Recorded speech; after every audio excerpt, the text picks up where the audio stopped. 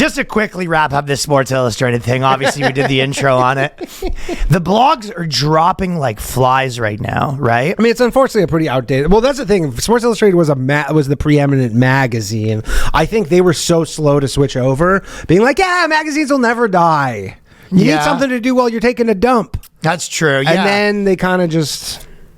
But the thing is, and obviously everyone's saying it's the fat girl stuff, but it is more than that. It's kind of a lot of the times one of the reasons these like magazines and kind of outdated models are all doing bad too is when times were good, they made a lot of good time laws and like they have like unions and stuff like that. And then when times are bad, they can't unroll it, right? Yeah. So a lot of these business models are like really fucked when times are bad. Yeah, of course. Well, they can't. They're not flexible. Like they're not nimble businesses. That's a more tech term way to explain it. Yeah. But so the union stuff, they basically a lot of these places unionize, and it's hard to unionize when you have like a creative business. You know what I mean? Like this is what they said. One of the things with the unions: rounds of layoffs, eliminating top staffers, and bouts with troubled articles written by artificial intelligence. That's what some of the first problems.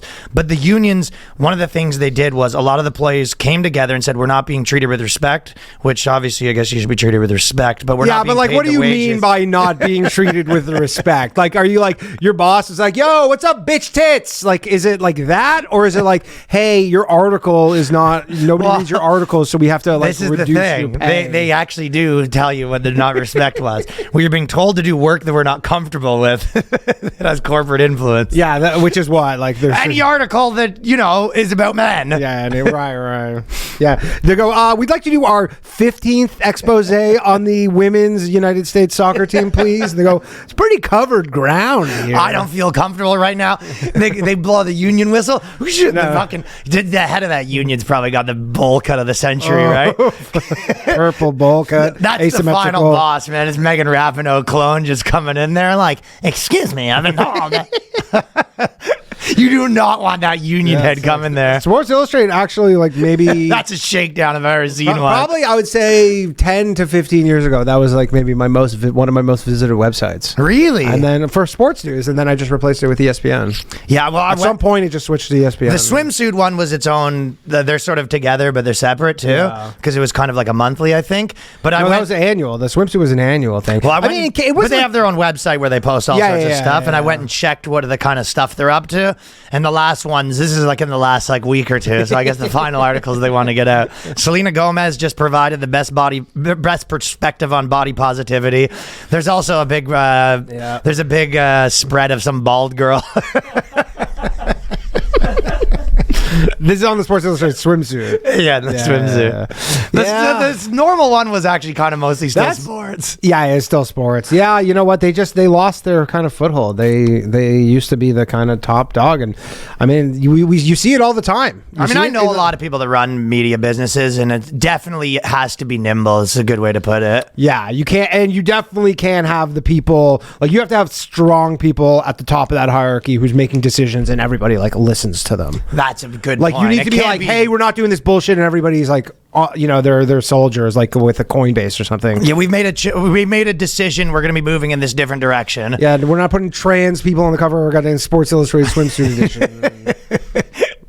Yeah, exactly. We're going to be covering these sports and not these sports. Not trying to be contrarian, but I don't think that was their death knell. I think that was their flailing, trying to figure out something to keep themselves relevant. And it's all just one big package. You know what I mean? Like if they continued to be like, oh, we're just going to put hot chicks on models. They're not like, we wouldn't be 5 years later being like just fucking printing money, smoking cigars in the boardroom. Lighting, well, I agree. Yeah, that's what I'm saying. There's more to it than that. Yeah. But it is just funny that was such a cardinal component of like who they were for the last 3 years, right? Of course, yeah. They made a joke out of themselves. Well, this is the biggest win for Jordan Peterson. That's why, man. That was our original clip from the podcast. Jordan Peterson's just walking around. Not hot. Yeah, he's just walking around right now being like, not hot.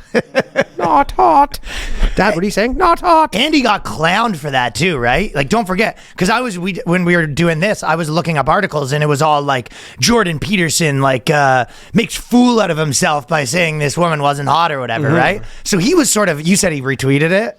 Well, he retweeted which? Oh, yeah, I'm yeah, sure oh, you yeah. said he retweeted it. Of course. I think he's not going to take that old victory lap, Jordan P. It's definitely a victory lap. Ooh, jeez. That's what I'm saying. He doesn't get a lot of wins right now, too. That's a big one. That's a huge win for him because it was like one of his primary battles he picked. You know what I mean? He needs to do one of those moves where he buys it, like whoever bought AOL or whatever, where he like owns Sports Illustrated. That'd be amazing.